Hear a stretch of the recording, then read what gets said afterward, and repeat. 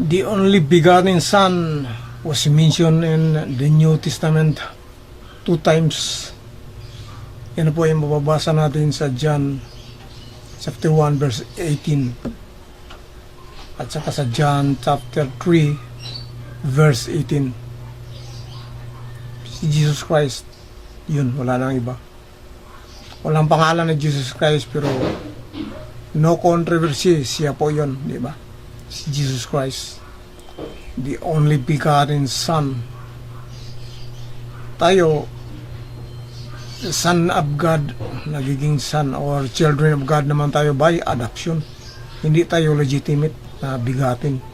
Si Jesus Christ lamang yung nag-iisa na sinasabing bigatin Son, kasi ipinanganak siya ng Ama ayon sa Psalms chapter 2 verse 7, Acts 13:33, Hebrews chapter 1 verse 5, and Hebrews chapter 5 verse 5. Tao, kung meron man siyang sinabi na ako'y tao, kasi he came in the form of human being, no? Hebrews 10:5, ang Diyos naghanda sa kanya ng isang katawan, no? Nung pumasok siya. Ay bakit siya pumasok kung taga rito na siya? No, hindi.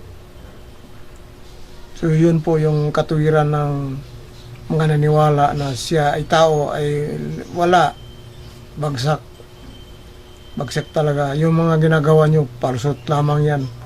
Ngayon, kung meron kayong mabasa na isang verse man lang na nagsasabi na si Jesus Christ as created being, wala nang silbi yung pinaglaban ko na siya ay Diyos.